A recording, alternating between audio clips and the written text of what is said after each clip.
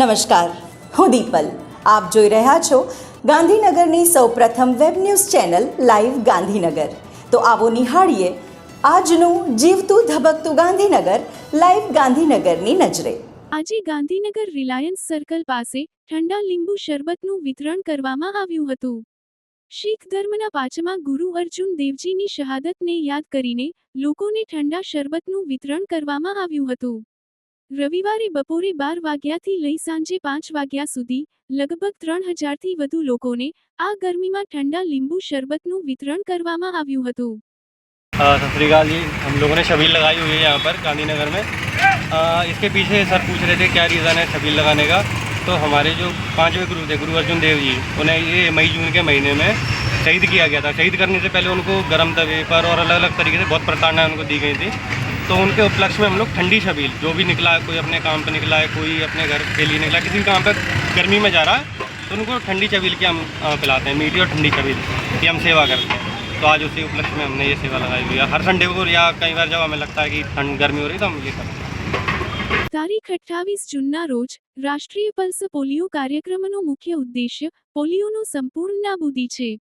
આ હાંસલ કરવા માટે 5 વર્ષથી ઓછી ઉંમરના તમામ બાળકોને તેમની અગાઉની રસીકરણ સ્થિતિને ધ્યાનમાં લીધા વિના મૌખિક પોલિયો ટીપા આપવામાં આવશે. આ પ્રથા વસ્તી રોગપ્રતિકારક શક્તિ જાળવી રાખે છે અને ભારતની પોલિયો મુક્ત સ્થિતિનું રક્ષણ કરે છે. જો કોઈ બાળક 28 જૂનના રોજ રસીકરણ બૂથ ચૂકી જાય તો આરોગ્ય કર્મચારીઓ આગામી દિવસોમાં તાત્કાલિક ઘરે ઘરે મુલાકાત લેશે, જેથી ખાતરી કરી શકાય કે કોઈ બાળક રસીકરણથી વંચિત ન રહે. ડીઆઈજી મેડિકલ ના માર્ગદર્શન હેઠળ અને ગુજરાત સરકારના આરોગ્ય વિભાગની વહીવટી ટીમના સહયોગથી આ રાષ્ટ્રીય કાર્યક્રમમાં ભાગ લેવા માટે સીએચસીઆરપીએફ ગાંધીનગર ખાતે એક બૂથ સ્થાપિત કરવામાં આવ્યું છે. આ ઝુંબેશ આગામી 2 દિવસ સુધી ચાલુ રહેશે, સાથે ઘરે ઘરે જઈને ઝુંબેશ પણ ચલાવવામાં આવશે. શ્રી બ્રહ્મક્ષત્રિય સમાજ ગાંધીનગર દ્વારા પુરુષોત્તમ માસ નિમિત્તે જ્ઞાતિ સમૂહ ભોજનનો કાર્યક્રમ તેમજ બાળકો માટે ઇનામ વિતરણ, સરસ્વતી વિદ્યોતેજક પુરસ્કાર સમારોહ તારીખ 14 જૂન 2026ને રવિવારના રોજ યોજાયેલ, જેમાં નર્સરીથી લઈ માસ્ટર ડિગ્રી સુધીના તમામ વિદ્યાર્થીઓને ઇનામ આપવામાં આવેલ. સમારોહના મુખ્ય મહેમાન અમદાવાદના ઉદ્યોગ 5થી શ્રી દીપકભાઈ ચુડગર તેમજ એલિગન્સ ઇન્ડિયા લિમિટેડના કુમારી લીલેશ સોનેજી, અશોકભાઈ મહેન્દ્રુ, હરીશભાઈ મચ્છર તથા બિપિનભાઈ વર્મા ઉપસ્થિત રહેલ. સમારોહમાં સમાજના બાળકો અને યુવાનો દ્વારા સાંસ્કૃતિક કાર્યક્રમો રજૂ કરવામાં આવેલ. સાંસ્કૃતિક કાર્યક્રમમાં ભાગ લીધેલ દરેક બાળકોને ઇનામ આપીને પ્રોત્સાહિત કરવામાં આવ્યા હતા. કાર્યક્રમને સફળ બનાવવામાં સમાજના mentor doctor Yashwantbhai છાંટબાર, chairman Narendrabhai Khatri, Pravin Valera, ઉપપ્રમુખ જિગ્નેશભાઈ ટાટારિયા તથા કમિટી મેમ્બરોએ ખૂબ મહેનત કરેલ. કાર્યક્રમનું સંચાલન કોમલબેન વર્મા અને ગાર્ગીબેન ખત્રીએ કરેલ. લાયન્સ ક્લબ ઓફ ગાંધીનગર ફેમિનાનો 7મો શપથવિધિ સમારોહ 27 જૂનના રોજ યોજાયો. નિવૃત્ત મુખ્ય જિલ્લા ન્યાયાધીશ કુમારી હિતાબેન ભટ્ટના મુખ્ય મહેમાન પદે પીડીજી શ્રી હરીશભાઈ ત્રિવેદીના હસ્તે પ્રમુખ જાગૃતિબેન વ્યાસ, મંત્રી સંજુ ગુપ્તા, ખજાનચી બીનાબેન ચોકસી, ઉપપ્રમુખ ભૂમિ જોગાની, મિત્તલ રાણા તથા કાનન પટેલની સાથે સાથે સમગ્ર કાર્યકારી કમિટીના અને બોર્ડના સભ્યોના શપથ લેવાયા.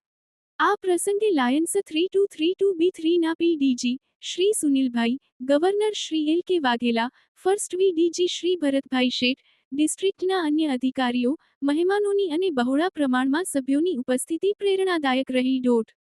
ક્લબના ફાઉન્ડર્સ અને ભૂતપૂર્વ પ્રમુખશ્રીઓ મમતાબેન રાવલ, વૈશાલીબેન જોશી, ડિમ્પલ દેસાઈ, ચંદા યાદવ, દક્ષા જાદવ અને અર્ચના દવે, ટ્રસ્ટી ઇલાબેન જોશી તથા આરતી ભટ્ટનું પીઠબળ સરાહનીય રહ્યું.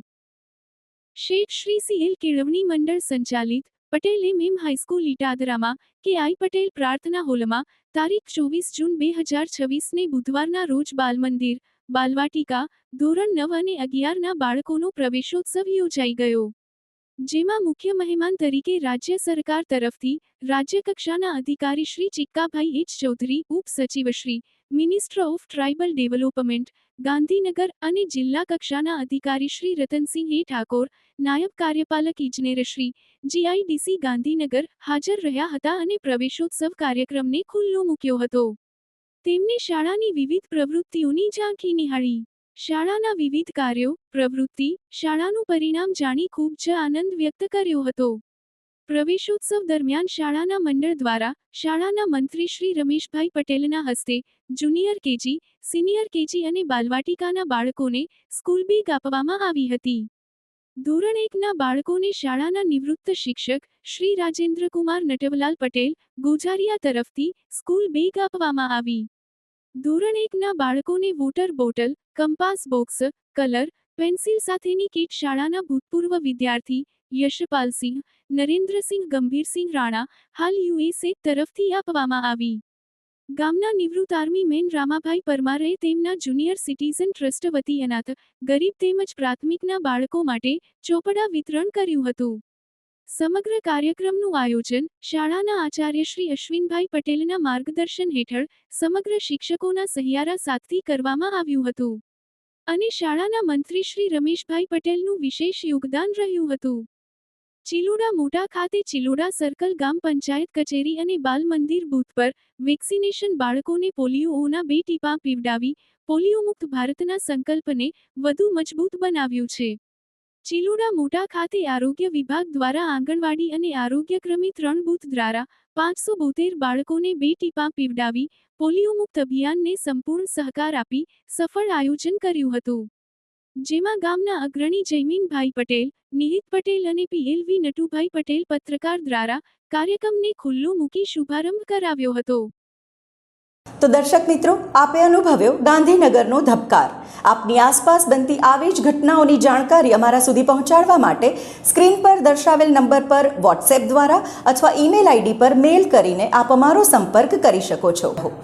ધન્યવાદ.